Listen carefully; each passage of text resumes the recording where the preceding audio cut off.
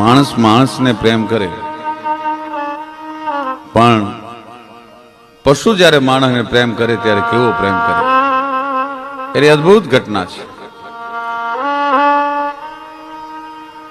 વિસાવદર અને સતાધારની વચ્ચે મોણપુરી નામનું ગામ અને મામા આપા કરી અને કાઠી દરબાર.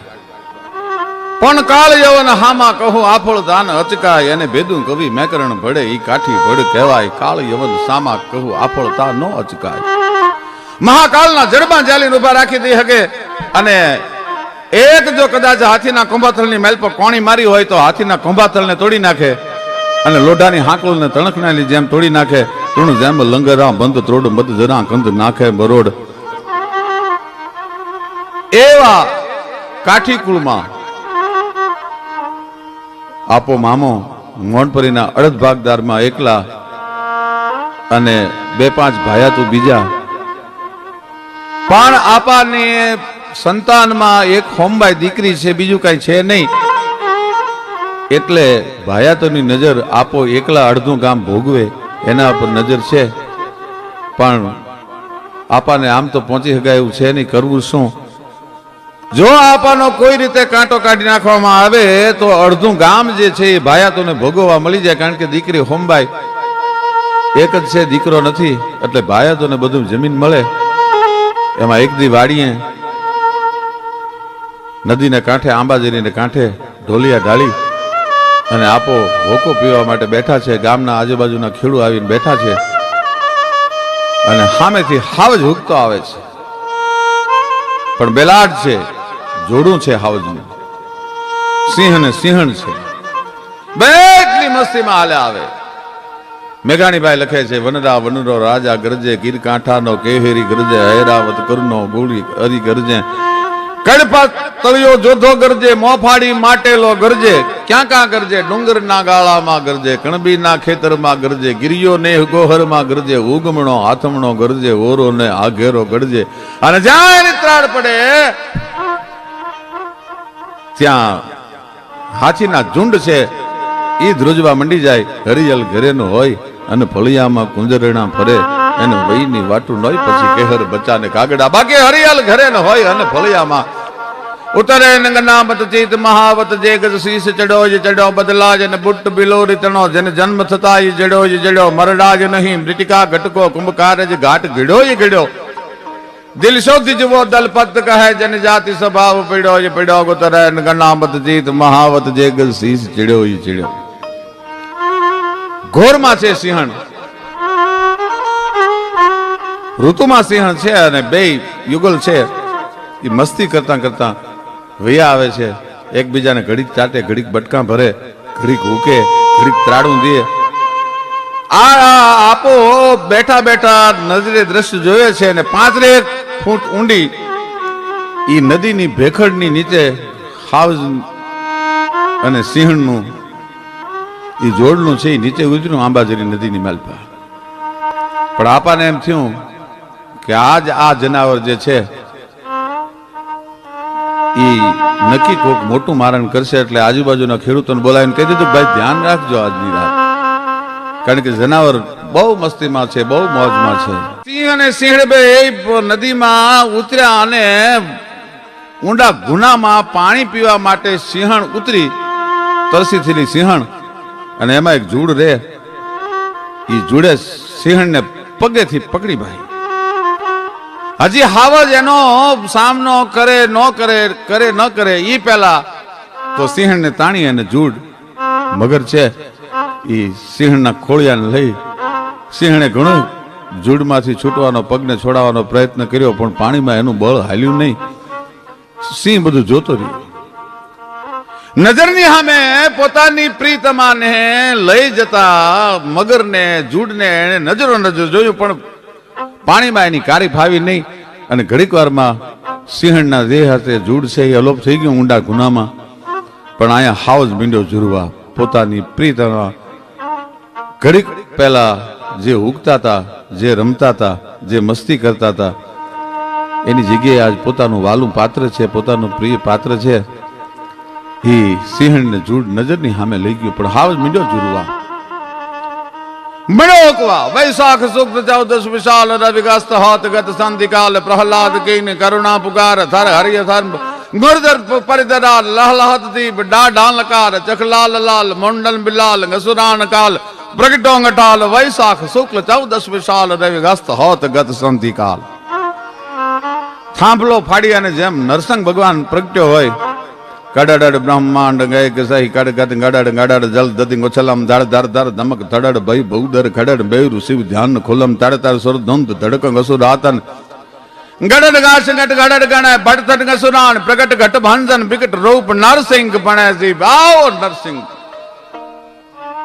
હાવત છે એ ત્રાડું મળ્યો સિંહની વિજોગમાં દેવા હુકવા માંડ્યો, પણ આજુબાજુના 15 ગામની માથે પશુ પંખી ફફડવા મંડી ગયેલા કે પોતાની સિંહણને નજરો નજર લઈ જતા જૂડને હાવજે જોયું છે, ગાંડો થયો છે હાવજ. આજ હું હાવજ કરશે એ નક્કી નથી. અને આપો મામો કાઠી દરબાર એ માણસોની ઉપર ભેખડ ઉપર ઉભા ઉભા બધું દ્રશ્ય નજરે જોવે છે. હાવજ મીંડ્યો ઝુરવા, સિંહણના વિજોગમાં ઝુરવા મીંડ્યો.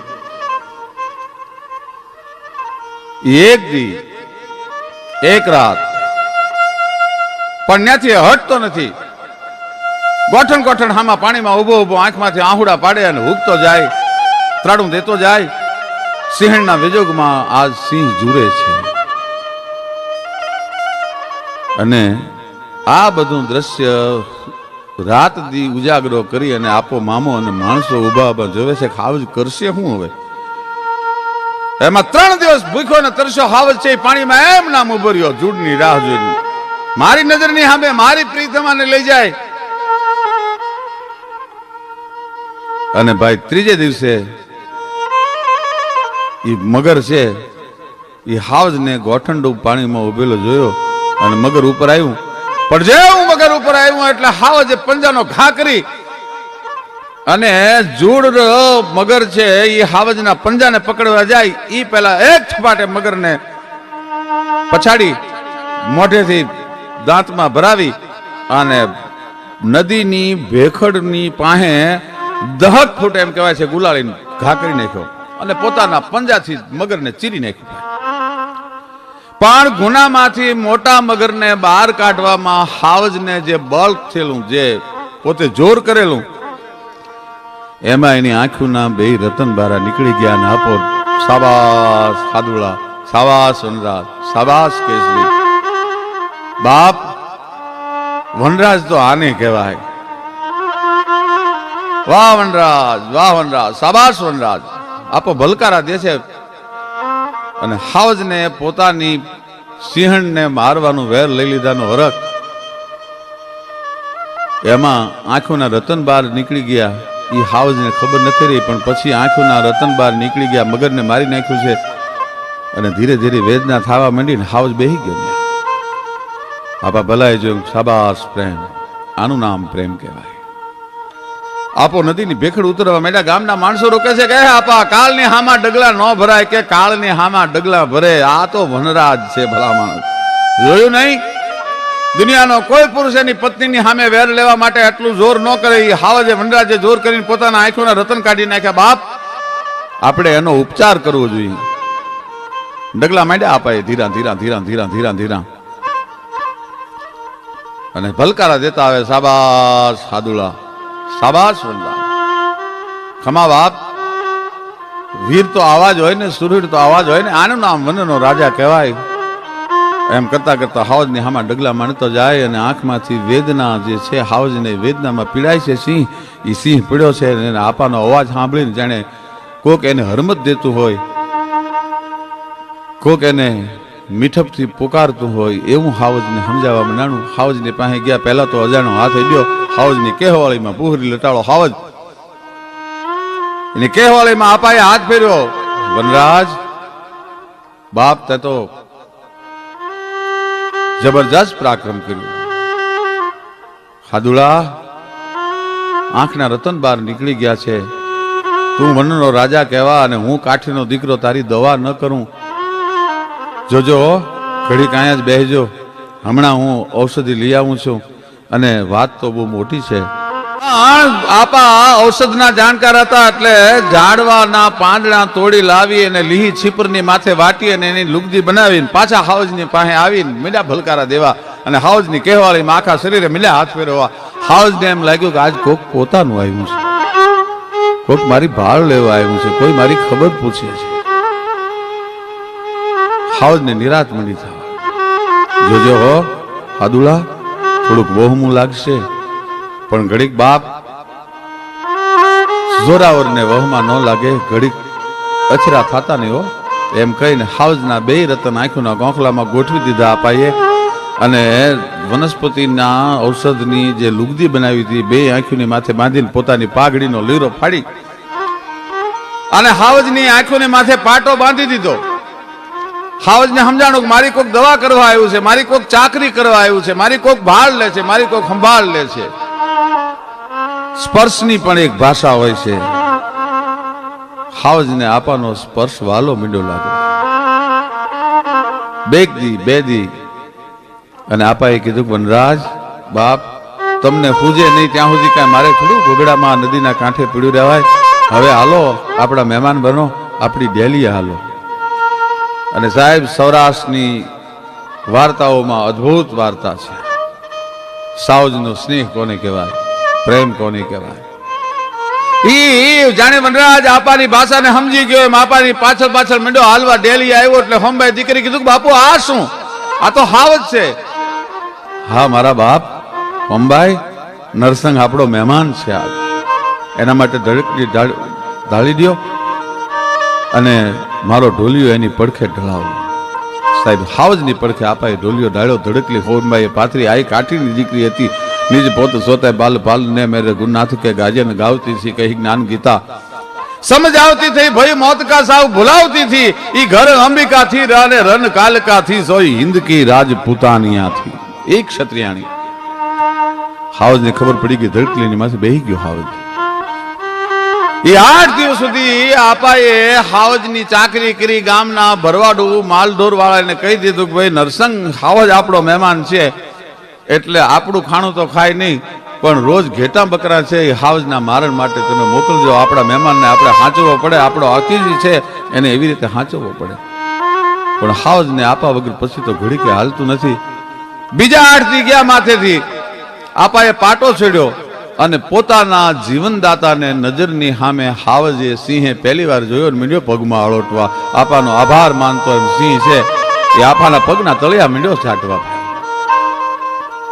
પણ પછી બીજા 8 દિવસ સાવજને ત્યાં રાખ્યો છે અને આપાએ કીધું વનરાજ હવે આપણે ગામના માલઢોરના માલધારીઓને હેરાન ન કરાય. તમે તો વનના રાજા છો, તમે તમારું જાતે મારણ ગોતી લેજો. એક દિવસ મારણ ન આપ્યું. હાવજ સમજી ગયો કે હવે મારે વગડામાં જવાનું છે. આપાની વંડી ઠેકીને રાતે હાવજ નીકળી જાય, મારણ કરી અને પાછો વંડી ઠેકીને આવી જાય અને આપાના ઢોલિયાની પડખે આવીને હાવજ બેસી જાય, હાવજ હુઈ જાય. પછી તો જ્યાં આપો જાય ત્યાં હાવજ જાય છે, જ્યાં આપો રે ત્યાં હાવજ રે છે. ગામમાં કોઈને કંદડતો નથી, ગામમાં કોઈને હેરાનગતિ કરતો નથી અને મોણપરીના સીમાડામાં કોઈ મારણ કરતો નથી. પશુધન અને ગામના માણસો નિર્ભય થઈ ગયા છે. પણ ભાયાતુના પેટમાં તેલ રેડાણું છે કે હાવજ હોય ત્યાં સુધી હવે આપાને મારી નહીં શકાય. હવે કરવું શું? સિંહ હોય ત્યાં હોય આપાને મરાય નહીં, શું કરવું? એમાં એક દી રાતે સિંહ છે એ મારણ કરવા માટે ગયો છે અને અહીંયા 5 જુવાન હામી પાટીના છે એ આવી વંડી ઠેકી અને આપાને મારવા માટે આવેલા. અને આજ વહેલું મારણ મરી ગયેલું એટલે હાવજ છે એ વહેલો પાછો વળેલો. આપાની માથે 4 માણસો ઘા કરવા માટે તરવારો આમ કરી કોટીમાંથી છૂટી કરેલી. એ છૂટી કરેલી તરવાર હજી આપાના માથા પડી. હાવજે જોઈ લીધું કે આ દુશ્મનો છે આપાના. પણ ત્યાં તો મીંડો હુકવા ભાઈ.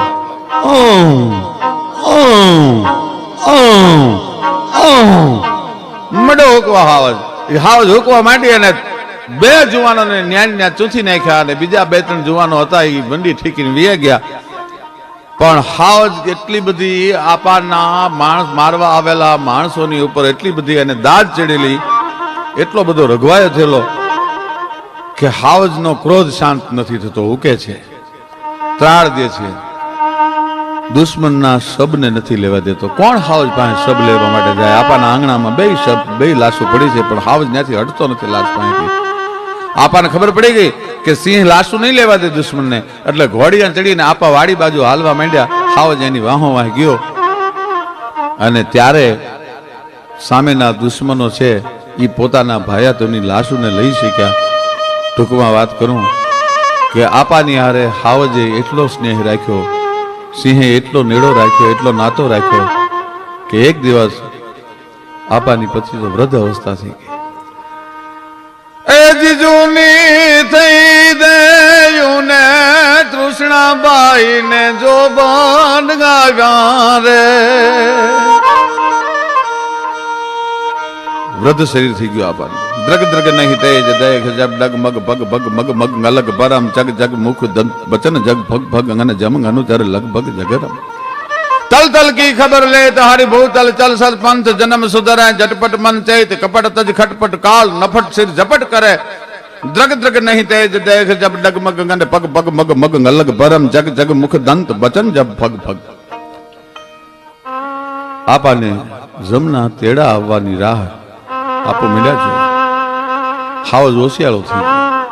આપા ખાટલે પડ્યા, ખાટલેથી ઉભા નથી થઈ એકતા. વનરાજની કહેવાળીમાં હાથ ફેરીને કહે છે, બાપ જે જન્મ્યા હોય એને જમના તેડા આવે, એક દી જાઉં તો બધાયને પડે, પણ જોજો હો મારા બાપ, હું આ ખોળિયું ખાલી કરું પછી આ ગામને કોઈને હેરાન કરીને મારું મોત ન બગાડતા. અને હાવજ રહ આહુડે જાણે આપાની વાતો સમજતો હોય, હાવજને ખબર પડી ગઈ હોય કે આપાનું મોત નજીક આવી ગયું છે, એટલે આંખમાંથી આહુડાની સિંહને ધારું મંડી થવા 3 દિવસ સુધી મારણ કરવા માટે હાવજ ન ગયો. 3 દિવસ સુધી હાવજ મારણ કરવા માટે ન ગયો. આપાના ઢોલિયા પાસે બેઠા બેઠા આહુડા પાડતો, ધીમા ધીમા અવાજે હુકતો હુકતો, કણસતો કણસતો, જાણે એને વેદના થતી હોય કે મારો કોક પ્રિય સ્વજન છે, મારું કોક નજીકનું હગું છે, એ આ દુનિયા છોડીને વયું જવાનું છે. ચોથા દિવસે આપાએ ખોળિયું ખાલી કર્યું, શમશાન સુધી બધાય વળાવા ગયા. હાવજ પણ ઓશિયાળો થઈ અને શમશાન સુધી ગયો. ગામના માણસો આપાને અગ્નિદાહ દઈને પાછા વળ્યા, પણ કે છે કે આપાના ચિતાનો અગ્નિ ન ઠર્યો ત્યાં સુધી હાવજે શમશાન નહોતું છોડ્યું.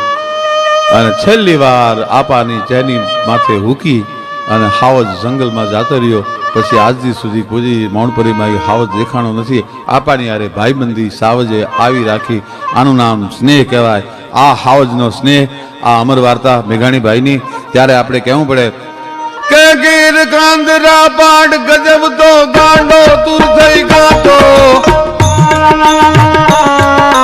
હાવજ ને ચારણ કન્યાનું દૂધ નિરખવા જાતો.